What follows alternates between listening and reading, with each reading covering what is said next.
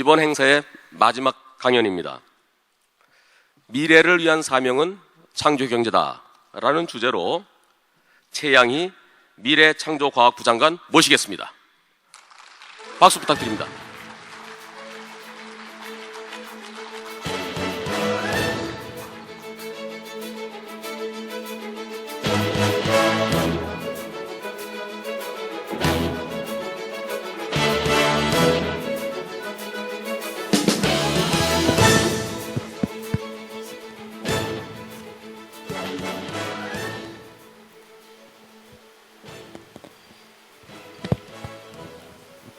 네, 제가 이 슬라이드가 잘 안 보여서 조금 앞으로 나오겠습니다. 지금 소개받은 최양희입니다. 우리 회장님께서 2년 전에 스크린 여기 요걸 보라고요?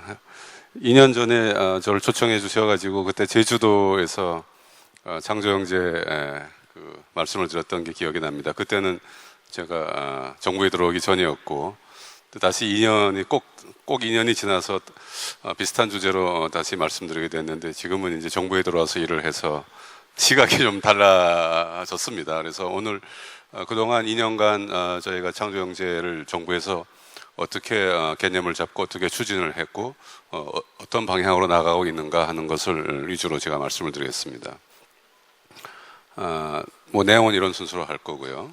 그래서 왜 창조경제라는 그 개념과 화두가 등장을 했는가 하는 건 뭐 이미 다 잘 알고 계시겠지만은 한번 간단하게 다시 한번 짚어보겠습니다.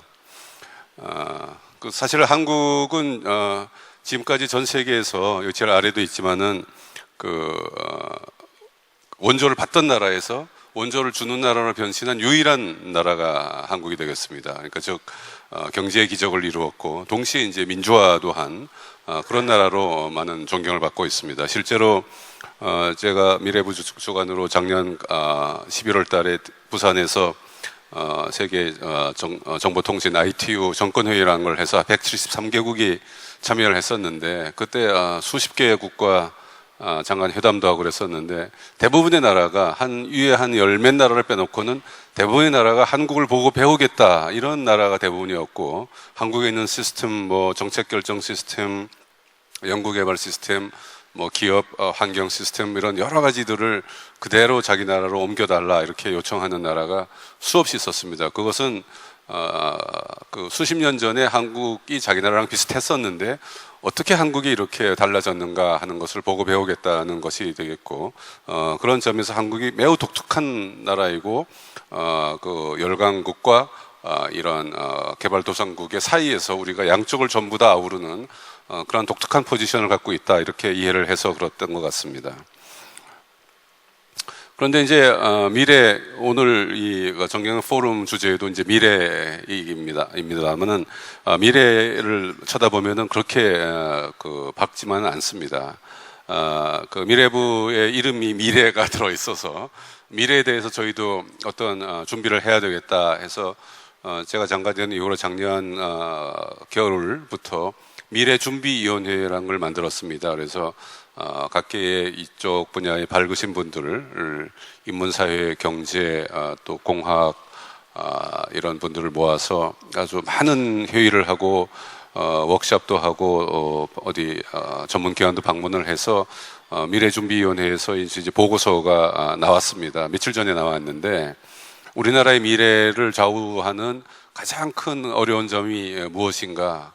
1번이 바로 인구의 감소입니다. 그러니까 인구가 감소하면 모든 경제 활동의 사이즈도 감소하고 동력도 떨어지고 뭐 모든 것이 이제 인구 고령화 내지 인구 감소의 문제가 되는데 여기 보시다시피 미래에서 가장 불안정한 요소는 감소하는 인구다 하는 것이 있겠고 그다음에 이제 성장은 굉장히 많이 이루어지고 있는데 고용이 줄어들고 있다. 이것은 이제 많은 이제 토론이 있을 수도 있겠지만은 결국 자동화라든가 뭐 정보통신, IT의 발전으로 생산성이 올라가는 만큼 일자리는 줄어든다. 뭐 이런 이유도 있고 또는 뭐 이국과 한국과의 이제 분업 체제에서 한국에서는 일자리가 외국으로 빠져나간다 이런 이유도 있어서 여러 측면에서 봤을 때 이제 고용은 하고 규모는 커지는데 성장은 줄어드는 것도 있는 것 같습니다.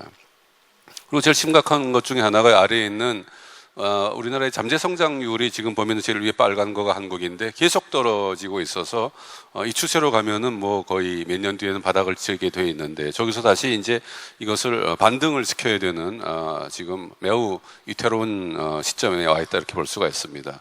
그리고 무엇보다도 이제 중국 이슈가 되겠죠. 그래서 우리나라가 뭐 중국에 비해서는 굉장히 작은 나라긴 하지만은 그래도 잘하는 품목도 많고 기술도 앞서 있고 세계를 이제 호령하는 그런 기업도 많고 그랬었는데 중국의 등장으로 이것이 매우 위축되고 있고 전망이 밝지는 않다 이러한 이제 시기에 있습니다. 어떻게 보면은 뭐 매번 매일매일 위기라 그러지만은 지금이 한국 경제나 한국 사회로 봐서는 아주 매우 중요한 시기 위기의 어떤 정점에 있다 이렇게 우리가 판단하고 있습니다. 즉 뭐 이러한 여러 가지 외국에서 한국에 대한 우려 내지 경계심을 나타내는 이제 언급은 굉장히 많습니다. 그래서 이것을 타개하기 위해서는 어떻게 해야 될 것인가 여러모로 생각을 해봤지만은 뭐 이런 노력이 계속 있었지만은 그때만 해도 우리나라가 뭐 잘 나가고 있었을 때고 별로 위기가 아니라고들 많이 말씀하셨고 그래서 좀 대책이라든가 이런 것이 절박하지 않았었는데 지금은 약간 절박한 그런 심정이 되어서 정말 강력한 어떤 우리의 대처 방안이나 어떤 전환이 있지 않으면 안 되겠다라는 것이 이제 전반적인 인식이고 그것이 소위 물밑에서의 흐름이라 이렇게 저희는 판단하고 있습니다. 그래서 이것을 기업 각자가 또는 경제계 스스로가 이제 이런 것을 해결을 하실 수도 있겠지만은 이것을 전반적으로 우리나라의 기본 틀을 한번 바꿔보자. 그래야지만 우리가 거듭날 수 있겠다 하는 차원에서 이제 경제의 소위 패러다임 변화라는 차원에서 창조 경제라는 새로운 경제 패러다임을 등장을 시키고 이것을 구현하고 실현시키고 이것을 토대로 해서 한국이 바뀌는 그런 것을 지금 시도하고 있는 것이 되겠습니다. 그래서 창조 경제는 경제의 패러다임을 바꾸는 거기 때문에 어느 특정 기업이나 특정 섹터에서는 창조 경제를 하고 다른 부분에서는 대부분은 그냥 옛날식대로 유지한다 이런 것은 아니고요. 창조 경제는 모든 기업, 모든 경제에 참여하는 분들 기업에게 다 해당되는 얘기가 됩니다. 이 점이 제가 이런 강연할 때 매우 중요하게 말씀을 드리는 점이 하나인데 우리 회사는 창조경제랑 관련 없어. 그거는 뭐 저기 벤처 회사나 뭐 특수한 기술을 가진 회사나 뭐 젊은 애들이 하는 거야. 이렇게 생각하시는 분들이 굉장히 많은 것 같은데 그것은 아니고 창조경제란 개념은 작은 회사든 아주 큰 뭐 삼성전자 같은 회사든 모두 다 창조 경제를 적용할 수 있고 적용했을 때 효과를 볼 수 있고 굉장히 발전할 수 있다 이렇게 저희는 얘기를 드리고 있습니다. 그래서 뭐 패러다임 변화라는 건 패러다임이라는 것은 경제 패러다임이 농업 경제, 예를 들면 산업 경제 이런 자본의 투자라든가 노동력의 그 대량 투입으로 경제를 발전시켰던 모델이 있는가 하면은 창조 경제는 창의적 아이디어와 지적 자산을 투입을 해서 도전적으로 새로운 방식으로 이제 자본도 모으고 회사를 운영하는 이제 이런 것을 의미를 하게 되겠습니다. 구체적인 예는 차차 나오게 되겠습니다. 그래서 구체적인 여기에 이미 나왔네요. 이 밑에 뭐 라인, 테슬라, 알리바바, 뭐 드론 택배 이런 것들이 새로운 아이디어와 또 이것을 뒷받침하는 아주 과감한 도전 목표 그리고 그것을 가능하게 해주는 과학기술과 ICT 이것이 결합을 했을 때 아주 폭발적인 기업 성장이 일어나고 여기서 많은 일자리가 생기는 이러한 모델이 되겠습니다. 뭐 라인이나 테슬라나 알리바바나 드론 택배만이 있는 것은 아니고 뭐 우리나라 내부 여기는 다 외국에 있는 라인도 이제 일본에서 했으니까 외국에 있는 데만 있지만 한국 내에도 이미 이것이 수없이 많은 기업에서 뭐 작은 기업이든 중견기업이든 대기업이든 이러한 부가가치를 창출하고 일자리를 만든 큰 예가 굉장히 많이 있고 그런 회사들이 많이 있으십니다. 그래서 제가 일일이 회사를 열거 하면은 또 그 회사 선전을 너무 해드리는 것 같아서 말씀드리기는 어렵지만은 이러한 예가 이미 자생적으로 살아남기 위해서 기업들이 노력을 하셔서 이미 많이 하고 있는데 이것이 거기만 국한되지 않고 우리나라 전체로 퍼져가지고 어떤 사회적 변화를 이끌어내는 모멘텀이 됐으면 하겠다 하는 것이 이제 창조 경제에 하게 된 배경이 되겠습니다. 그래서 우리나라에서 창조 경제를 하는 목표는 무엇인가? 제일 오른쪽을 보시면 결국은 좋은 일자리를 많이 만드는 것이 되겠습니다. 여기서 주목해야 될 것은 좋은이라는 단어입니다. 그냥 일자리가 아니고 좋은 일자리를 많이 만든 데입니다. 세계적인 그 일자리 조사하는 그런 기관 또는 창조경제에 대한 각종 보고서가 있는데 몇 년 전에 나온 보고서인데 각 나라의 일자리를 분석한 보고서가 있습니다. 이 나라에는 일자리가 얼마가 있는가? 한국에 예를 들어서 뭐 2천만 명의 일자리가 있다. 그러면 그 중에서 좋은 일자리가 몇 명이냐? 이런 것을 각 나라마다 구분한 거가 있습니다. 그래서 그 퍼센티지를 나타냈는데 세계에서 좋은 일자리를 가장 많이 보유하고 있는, 제공하고 있는 나라, 뭐 살기 좋은 나라라는 뜻이죠. 어디인가? 그럼 대개 유럽의 북쪽에 있는 나라들하고 그 스칸디나비아에 있는 나라들을 칩니다. 그런데 그 나라들의 좋은 일자리의 비율은 대개 한 40%에서 50% 사이에 있습니다. 취직을 했다 그러면 둘 중에 하나는 좋은 일자리. 좋은 일자리라는 것은 그 일을 하면서 자기가 행복감을 느끼고 매일 새로운 걸 접해가지고 좀 이렇게 즐겁고 찌루하지 않고 이런 것을 좋은 일자리, 굉장히 창의성, 창조성이 이제 거기서 나타날 수 있는, 똑같은 일을 반복하는 것은 좋은 일자리가 아니다 이렇게 보는 겁니다. 그리고 물론 일자리에 이제 영속성도 있어야 되겠죠. 한국은 어느 정도인가? 한국은 거기서 굉장히 낮은 수준에 있습니다. 거의 전 세계 나라를 그때 한 80개국 정도를 그때 비교를 했는데 한국이 60등 정도를 하고 있습니다. 한국이 한 20%가 좋은 일자리다 이렇게 보고 있는데 이거는 굉장히 낮은 수치입니다. 그래서 이것을 많이 올리는 것이 창조경제의 목표이기도 합니다. 일자리를 많이 만드는 것 플러스 좋은 일자리를 많이 만드는 것이 되겠습니다. 그래서 뭐 다행히 우리나라가 일본보다는 조금 좋은 일자리가 많은 걸로 나오고 있습니다만은, 근데 좋은 일자리는 누가 만드느냐? 좋은 기업이 만들게 되겠죠. 좋은 기업은 창조경제라는 패러다임을 보면은 새로운 과학기술과 아이디어가 도전을 통해서 성장을 지속하고 있는 회사를 좋은 그 회사라고 합니다. 그러니까 창조 기업이라고 저희가 부르게 되겠죠. 그리고 이 좋은 기업을 탄생시키기 위해서는 결국은 아이디어와 기술과 연구개발과 이런 것들, ICT와 이런 것들이 잘 바탕에서 흐르고 있고 거기서 픽업해서 경제로 회사로 유입이 되었을 때 좋은 회사가 탄생하고 좋은 일자리를 만들어서 이제 사회가 좀 더 풍족해진다. 이런 것이 창조경제의 기본 개념이고, 그래서 이것을 실현하기 위해서 정부가 하는 것은 크게 세 가지 방향의 전략과 정책이 있습니다. 제일 밑에 있는 것인데 생태계를 조성해야 되겠다. 이건 좀 이따 말씀드리고요. 그 다음에 생태계 조성이라는 건 어떻게 보면 상당히 자율적으로 하도록 제도나 규제나 이런 것들을 해결해서 뭐가 어우러지도록 하는 것이 되겠습니다. 강제적으로 탑다운으로 이렇게 푸시를 하는 것은 아닌 것이 되겠죠. 그러나 그렇게만 해가지고는 속도가 조금 느릴 수가 있습니다. 그래서 어떤 몇몇 분야는 이건 한국이 좀 집중적으로 서로 협력해서 빨리빨리 잘해야 되겠다. 예를 들어서 아까 말씀드린 뭐 드론이라든가 뭐 에너지에서 무슨 배터리 분야라든가 이런 게 있다 그러면은 좀 정부가 강력한 공공 자금도 넣고 기업군도 서로 컨소시엄을 만들어 가지고 빠르게 노력을 해서 뭔가를 장악해야 되겠다 하는 것은 이제 신시장 신산업 창출이라는 그런 카테고리로 저희가 또 준비한 게 있고, 마지막은 그래도 결국은 이 모든 것에 대해서 사람이 있어야 된다. 그래서 창의 인재를 어떻게 양성하고 창의 인재는 창의 문화가 잘 퍼져 있을 때 이것이 결국은 잘 나타난 것이 아닌가 이렇게 해서 이런 세 가지의 큰 방향과 전략을 가지고 있습니다. 창업 생태계라는 것은 꼭 창업만은 아니고 저희는 창업 플러스 성장을 얘기합니다. 이 슬라이드는 창업만 써 있는데 창조 기업이 나타나는 방법은 크게 두 가지가 있다 이렇게 볼 수 있습니다. 하나는 없던 기업이 새로 창업을 해서 나타나서 창조 기업이 되고 좋은 상품이나 서비스를 만들고 좋은 일자리를 만드는 그러한 트랙이 하나 있는가 하면은, 그러니까 창업을 통한 발명을 통한 이런 것이 있는가 하면은, 다른 한 트랙은 기존에 있던 기업들이 중소기업에 있던 대기업이 있던 새로운 아이디어를 거기다 유입을 하고 새로운 아이템을 선정을 해서 거기에 집중적으로 노력을 해서 성장을 하는 그러한 창조기업화가 되는 이러한 트랙이 두 가지가 있습니다.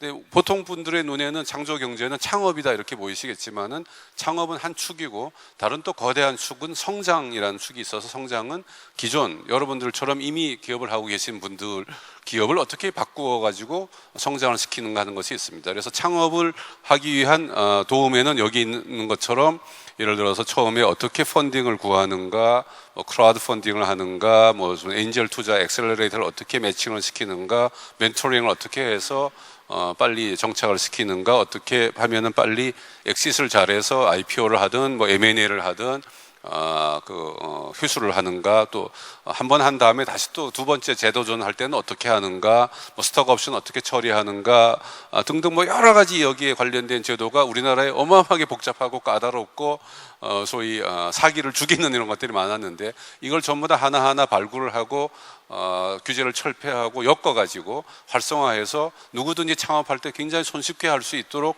많이 만들었습니다. 그래서 나중에 숫자도 나옵니다만은 창업 생태계는 지금 상당히 활성화가 됐다, 이렇게 볼 수가 있겠습니다. 이 창업을 도와주는 그 가장 큰 메커니즘 중에 하나로 전국에서 창업을 하는 분이 전부 다 서울로 와야 될 이유는 없으니까 전국에서 가까운 곳에 누구든지 가서 아이디어가 조금이라도 있으면 가서 도움을 받아서 펀딩을 구해서 또 컨설팅을 받아서 사람을 구해서 창업을 할 수 있는, 그리고 글로벌 진출을 할 수 있는 그런 메커니즘을 다 만들었습니다. 그래서 며칠 전에 인천을 마지막으로 이제 17개 플러스 1, 그래서 총 18개의 창조경제 혁신센터가 오픈을 했고요.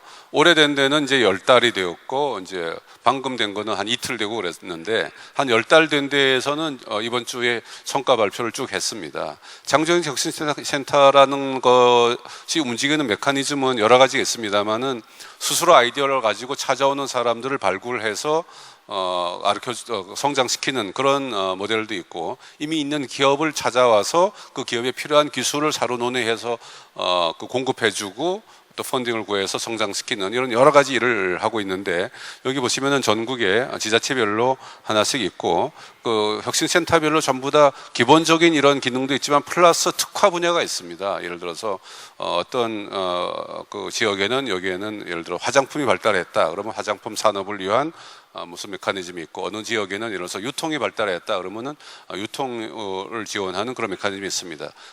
그런 걸 도와주기 위해서 각 센터별로 그 기업, 여기 보면 회사 이름이 다 나옵니다만은 대기업들이 하나하나 이제 매칭이 되어서 그 대기업에 갖고 있는 여러 가지 노하우라든가 글로벌 역량을 전수하는 그런 메커니즘이 있습니다. 이 대기업도 거기서 발굴된 창업 기업이나 성장 기업을 에다가 자기가 투자를 해서 펀드를 가지고 투자 이익을 회수할 수 있는 그런 메커니즘을 저희가 드리고 있습니다. 그래서 이 혁신센터라는 것은 그 운영 모델이 이렇습니다. 혁신센터라는 것은 사실은 자그마한 공간입니다. 이 강당에 예를 들어서 뭐 한 반 정도, 반도 안 되는 그런 공간에 상주 인력이 20명이 있습니다. 멘토도 있고 뭐 운영하는 직원들도 있고요. 그리고 그 안에 이제 여러 가지 기본 시설이 있습니다. 뭐 회의실도 있고, 기본적으로 제품을 좀 만들어 볼 수 있는 뭐 3D 프린터도 있고, 뭐 여러 가지 그런 것들이 있고요. 그 다음에 이제 컨설팅을 해주는 분들이 있습니다. 뭐 법률 컨설팅, 금융 컨설팅, 또 마케팅, 뭐 특허 이런 걸 해주는 분들이 거기 있어서, 아이디어를 가진 사람이 누구나 거기를 방문을 하시면은 나는 이러이러한 생각을 하고 창업을 하고 싶은데, 또는 제품을 새로 만들고 싶은데 도와주세요. 그럼 얘기를 쭉 들어보고 필요한 아주 구체적인 컨설팅을 해드립니다. 어떤 분들은 와서 나는 외국으로 진출하려고 그러는데 그 나라의 법률을 잘 모르겠어요. 그럼 법률도 가르쳐드리고, 또는 여기 하려고 그러는데 마케팅 하려고 그러는데 어떻게 하면 모르겠어요. 그러면은 백화점 입점을 한다거나 뭐 홈쇼핑을 연결시켜 드린다거나, 또는 뭐 팜플렛 제작을 해드린다거나 이런 것들까지 하고, 또 이런 걸 하는 나는 아주 기초 기술 하나가 필요합니다. 그럼 대학이나 연구팀이랑 연계해서 연구 개발을 하게 해드리고, 때에 따라서는 연구비 알선도 해드리고, 또는 이렇게 하는데 나는 돈이 한 5천만 원만 꼭 필요한데 좀 알선해 주세요. 그러면은 펀딩도 구해드리고, 뭐 이렇게 하는 아주 그러한 어떻게 보면 퍼실리테이터 같은 역할을 해서 그 어려움을 해소하고 성장할 수 있는 발판을 마련해주는 그러한 이제 헬프데스크 같은 겁니다. 저희들은 이제 원스톱 서비스라고 부릅니다. 그러니까 다른 말로 말씀드리면은 혁신센터 안에서 입주를 해서 운영하는 회사는 극히 제한된 숫자 10개, 20개에 불과하고, 많은 분들은 와서 도움을 받고 나가서 회사를 차려서 성장하는, 그러니까 이 자체가 어떤 뭐 산업 단지라든가 테크노파크 같은 거는 아니다라는 말씀을 드리고, 대신 이 센터를 중심으로 해서 모든 그 지역의 역량, 대학이나 연구기관, 정부기관, 뭐 그 다른 이제 대기업 이런 것들이 엮여져 있는 그런 기관이다 이렇게 이해를 하시면 되겠습니다. 그래서 아이디어가 흐르고 정보가 모이고 돈이 흐르고 또 성공을 기약하는 이러한 곳으로 저희가 성장을 시키고 있고, 그래서 이미 성공 사례들이 많이 나오고 있고요. 나중에 얘기가 나오겠습니다만은 저희 정부가 주도해서 이렇게 하는 걸로만 해서도 2017년까지 약 5,000개의 기업을 여기가 창조혁신센터를 통해서 저희가 성장 내지 발굴을 하겠다 이렇게 목표를 세우고 있습니다.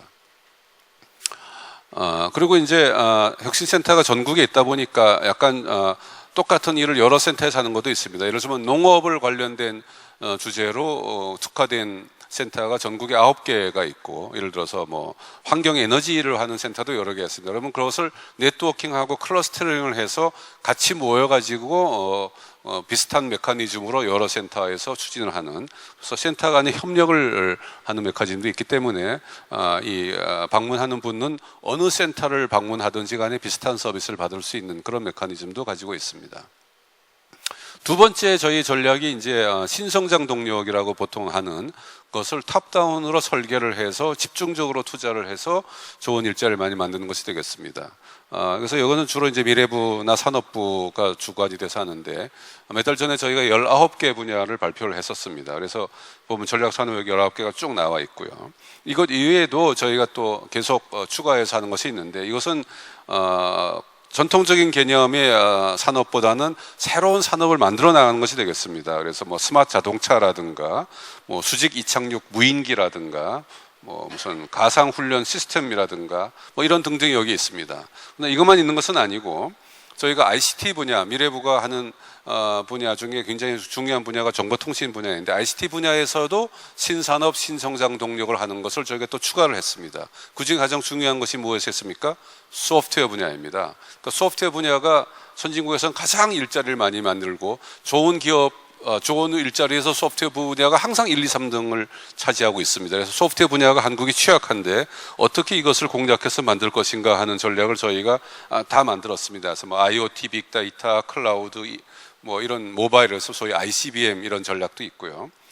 요즘 뭐 해킹으로 나라가 시끄러운데 이 정보 보안, 정보 보호가 그 자체로 또 어마어마한 산업이 됩니다. 근데 한국은 굉장히 취약하고 인력도 약합니다. 그래서 이것을 큰 산업화를 시키겠다 하는 전략을 세우고 거기에도 여러 가지 전략을 발표했습니다.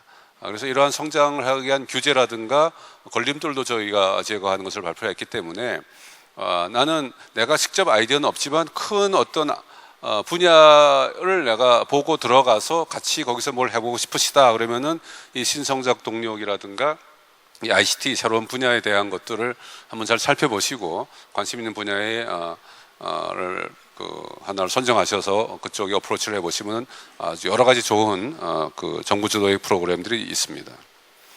세 번째가 이제 이런 모든 것을 하는 데 있어서 결국은 사람이 있어야 됩니다. 창의적인 인재가 있어야 되는데 그 창의적인 마인드를 가지고 창의적인 자세를 가지고 어려서부터 이 과학이나 이 도전 정신, 소위 그 기업가 정신이라고 그러죠. 이런 것에 익숙해진 그런 인력들이 많이 존재했을 때 이러한 창조 경제에도 실현이 되는 것이고 도전해서 창조 기업도 하는 것입니다. 예를 들어 대학 졸업생들의 진로를 보면은 예전에는 대부분의 학생들이 뭐 회사에 취직하겠다 또는 뭐 유학을 가겠다 이렇게 이제 했습니다. 요즘은 많은 학생들이 나는 중소기업에 가겠다든가 또는 벤처를 차리겠든가 이런 생각을 합니다. 그 창의적 일자리가 많은 나라를 가보면은 대학 졸업생 중에 한 30% 내지 40%는 이러한 창의적 일자리를 자기가 스스로 만들거나 친구끼리 모여서 회사를 차리거나 그런 기업에 들어가는 걸 원합니다. 우리나라하고 아주 상반된 개념이죠. 예를 들어 MIT나 미국의 스탠포드 졸업생 중에 30% 정도가 그런 일에 도전을 하고 그래서 만들어낸 회사가 4만 개, 5만 가게 넘고 거기서 만들어진 일자리가 300만 개가 넘습니다. 한국을 제가 조사를 해봤더니 카이스트에 가서 총장님께 졸업생이 일자리 몇 개 만들었고 회사가 몇 개 만들어졌습니까? 통계조차 없는 정도로 우리나라에는 그런 것에 이제 힘을 안 주고 있다 이런 것이 되겠습니다. 그래서 최근에는 통계를 발표했습니다만은 한 5%, 6% 정도 수준일 정도로 아직 격차가 굉장히 심합니다. 그래서 이 문화를 빨리 올리고 그럼 이런 창의적 인재가 도전 정신을 가지고 이런 리더십을 가지고 기업 환경을 바꾸게 되겠죠. 그래서 이러한 메커니즘을 저희가 여러 가지 교육 과정도 바꾸고 있고 또 현장에서 교육에다가 이렇게 인재를 길러달라 하고 이제 서로 협조할 수 있는 그런 방법도 만들고 문화 확산을 위한 메커니즘 등등을 다 가지고 있습니다. 그래서 이것을 해본 결과 아직 지금 시작 단계이지만은 이미 그 변화의 조짐이 나타나고 있습니다. 뭐 신설 법인의 수라든가 벤처 투자의 액수라든가 창업 그 아는 환경의 랭킹이라든가 소프트웨어의 수출액이라든가 이런 기업의 환경이 이미 굉장히 좋아지고 있는 조짐이 있고 저는 이것이 서서히 이제 변화를 하다가 어느 순간에 폭발적으로 성장하는 모드로 들어갈 거라고 보고 있습니다. 대부분 이러한 창조적인 또는 과학기술에 기반한 새로운 산업은 서서히 증가하다가 갑자기 폭발적으로 증가하는 그런 양상을 가지고 있는데 저희는 이렇게 변곡점에 직전에 있는 상태이다. 저는 이렇게 희망적으로 파악을 하고 있습니다. 대표 성과가 이제 몇 가지 쭉 나오는데 여기 보면 해찬이라는 기업도 있고 뭐 세계에서 1등한 태고에라는 카이스트 교수가 만든 뭐 회사도 있고 또는 개인이 아이디어를 내서 한 이런 것들도 많이 있습니다만은 좀 더 중요한 것은 이 기업 스스로가 이러한 트랙을 이러한 어프로치를 받아들여서 나는 지금까지 하던 반복적인 그리고 아주 서서히 증가하는 소위 인크리멘털한 성장을 하는 것이 아니라 퀀텀 점프를 하는 성장으로 기업을 발전시켜야 되겠다 하고 도전해서 성공한 예가 더 훌륭하게 많이 있었습니다. 저희가 작년 가을에 조사를 했는데 매년 뭐 20% 30% 이상씩 계속 성장하고 있는 기업들이 정보통신 분야에만 해도 우리나라에 200개가 됩니다. 그러니까 전 분야를 할치면 굉장히 많다는 얘기죠. 그런 기업은 그것이 그냥 뭐 공장을 많이 지어서 그냥 판매를 확충해서 그렇게 됐겠습니까? 그 이면에는 경쟁력을 가진 과학기술과 도전정신, 창의정신이 있었기 때문에 그것이 가능했다고 보고 있고요. 그런 분들은 이미 창조경제를 선도적으로 실현하고 있다 이렇게 보고 있고 그런 기업들이 굉장히 많고 아까 말씀드린 대로 창업뿐만 아니라 성장에서 그것이 더 많이 나타나고 있다는 말씀을 드리면서 제 강의를 마치도록 하겠습니다. 감사합니다. 네, 고맙습니다.